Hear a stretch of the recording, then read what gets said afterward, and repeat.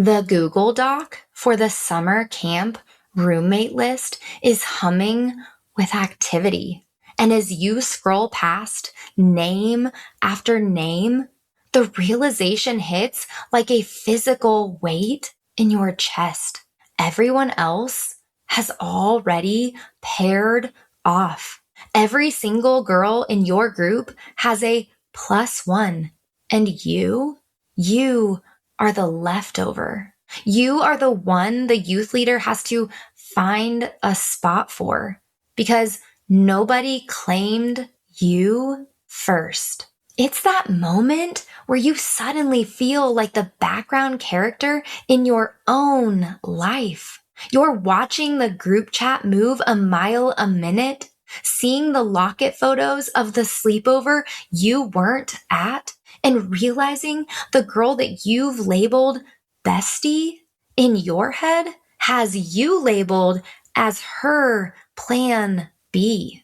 It's the +1 problem, where everyone else has their person, their ride or die, their BFF for life, and you're just there, waiting for a crumb of consistency.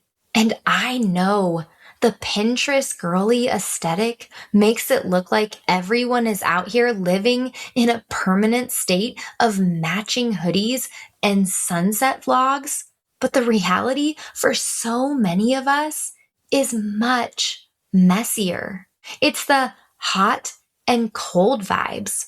It's the girl who is your literal twin on Monday, but treats you like a stranger by Thursday because the cool group sat at her lunch table. It's that grieving, heavy realization that you're craving an unwavering, authentic kind of love in a world that feels like it's constantly flipping and flopping.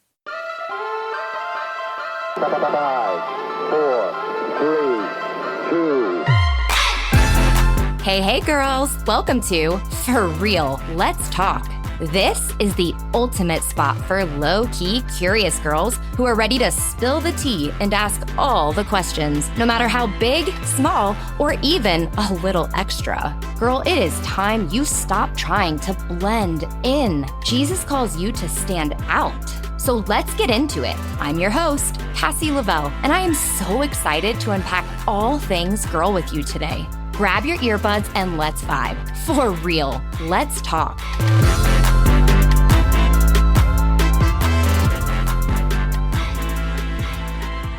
Here is the tea. I have been carrying this so heavy on my heart for the last few weeks. I recently reached out to a bunch of you, my podcast lifers, just to check in. I sent out some texts and some emails saying, hey, you're on my mind. I'm praying for you. How are you really? And I was floored. Nearly 80% of you replied with some version of the same heartbreak, friend drama, the ghosting game, the crushing loneliness of being the girl without a person. I see it in my own home too. I watch my girls navigate these middle school waters where every interaction feels like a test that you didn't study for. I see the quiet grief in their eyes when they realize that they don't have that one person right now. And it breaks me for them. It is exhausting to live in the flipping and flopping of loyalty, where one day you're the favorite and the next you're basically invisible. Let's be real.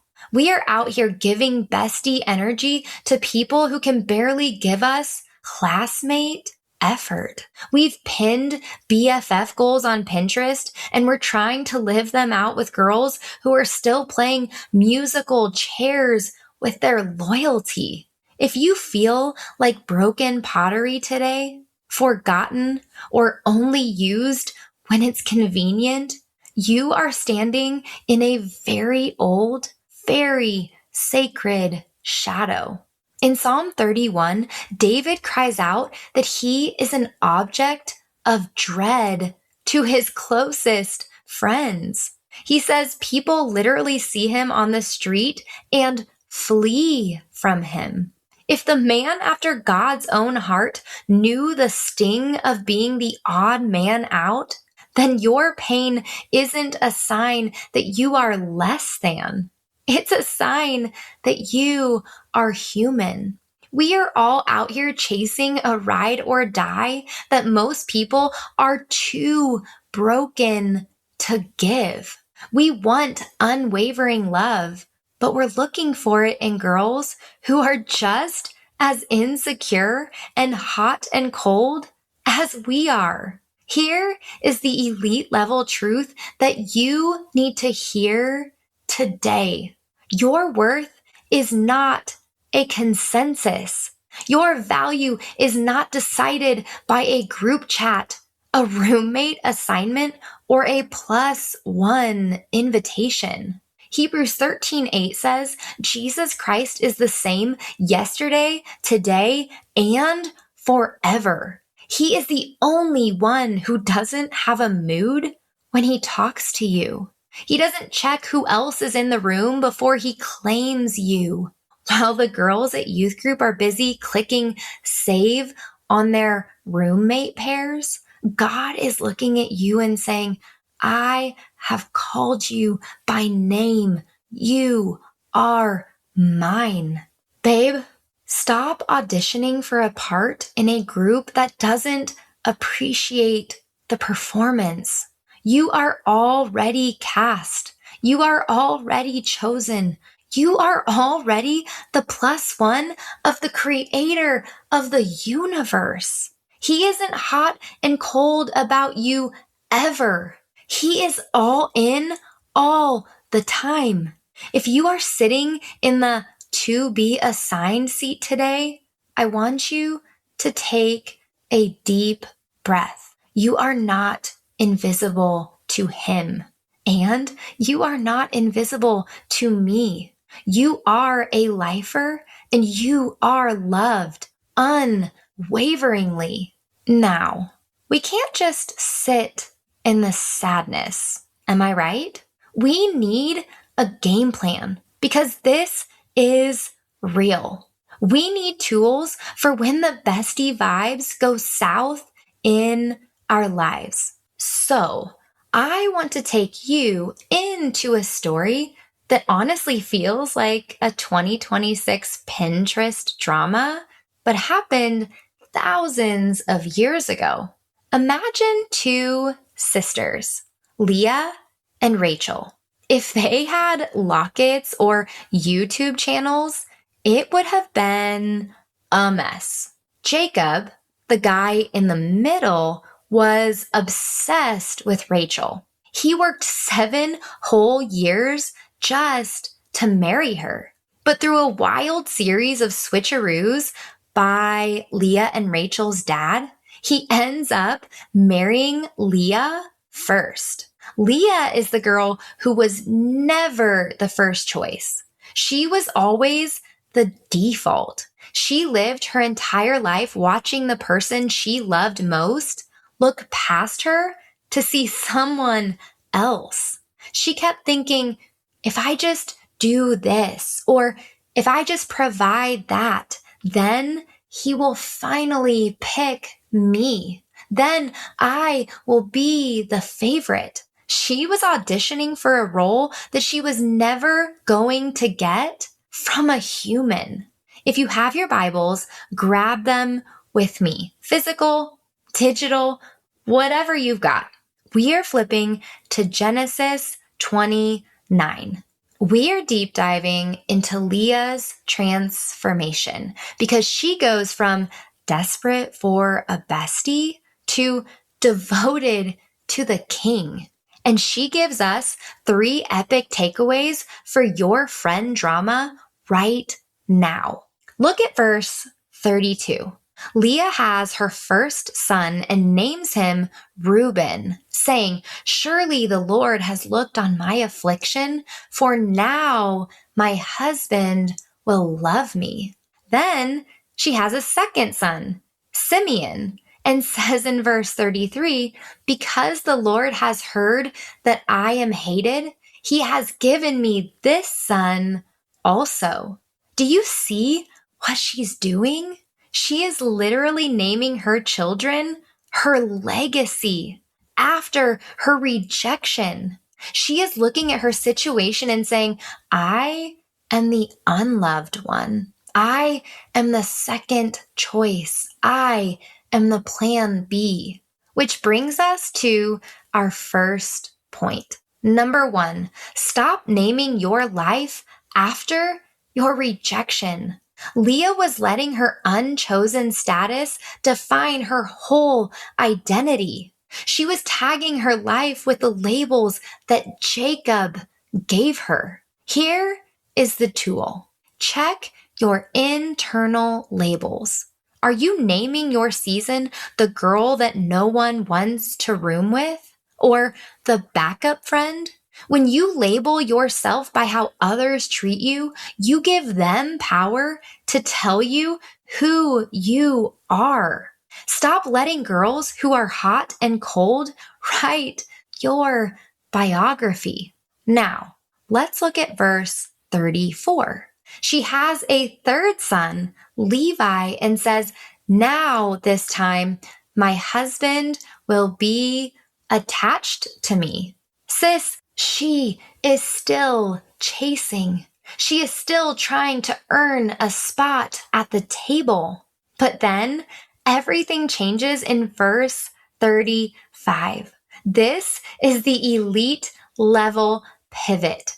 It says, and she conceived again and bore a son and said, this time I will praise the Lord. Therefore, she called his name Judah. Do you notice what is missing? She didn't mention Jacob. She didn't mention her sister. She didn't mention being the plus one.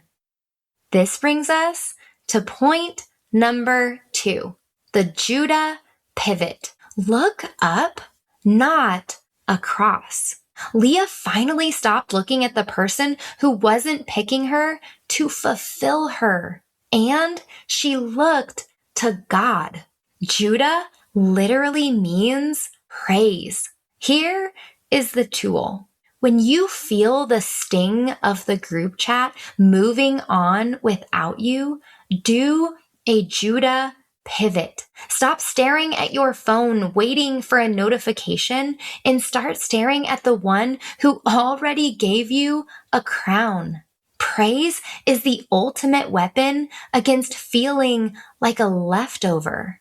When you decide to praise God regardless of who invited you to the mall, you take your power back. Number 3, build your own table. If you keep reading the story of the Bible, you will see that Leah, the unwanted one, became the matriarch of the line of David and eventually the line of Jesus himself. God used the girl who was to be assigned to bring the Savior into the world. Here is the tool. If the current it group doesn't have a seat for you, stop trying to pull up a chair. Build your own table. Look for the girl on the outskirts of the youth group who is also a me instead of a we. Go find the girl who isn't in the YouTube video and be the friend that you wish you had. Authentic, lifer friendships usually start when we stop chasing the cool girls and start loving the called girls. You aren't a to be assigned soul. You are a specifically designed daughter of the King. Do not let summer camp roommate lists or a locket photo convince you otherwise. Ever. You are a lifer and you are loved unwaveringly. All right, let's do a quick vibe check on what we just unpacked. Because I don't want you to just listen to this and go back to refreshing your locket with a heavy heart. The roommate rule. If you weren't picked for the Google Doc, it doesn't mean you're less than. It just means those girls aren't your forever circle. So stop trying to force a puzzle piece into a spot where it just doesn't fit. The Pinterest pivot. Stop pinning BFF goals with girls who treat you like a backup plan. Your loyalty is a premium subscription. So stop giving it away for free to people who only give you the light version of themselves. The Judah energy. Like Leah, you've got to reach the point where you stop saying, maybe now they'll love me, and start saying, this time I will praise the Lord, because your joy is not a group project. Bestie, listen to me and listen close. You might be sitting on your bed right now feeling like the backup plan. You might be looking at a screen that feels like a window into a party that you weren't invited to. But I need you to understand that the King of the universe, the one who hung the stars and wrote the DNA of your very veins, has already claimed you as his bestie. He doesn't have a mood when he looks at you. He doesn't have a +1 limit at his table. While the world is busy deciding if you are cool enough to be in the thumbnail, God is busy preparing a destiny for you that no group chat can cancel. You are never a to be assigned. You are anointed. You are not the odd man out. You are chosen. You are not broken pottery. You are a masterpiece. So stop looking for your reflection in the eyes of girls who don't even know their own worth.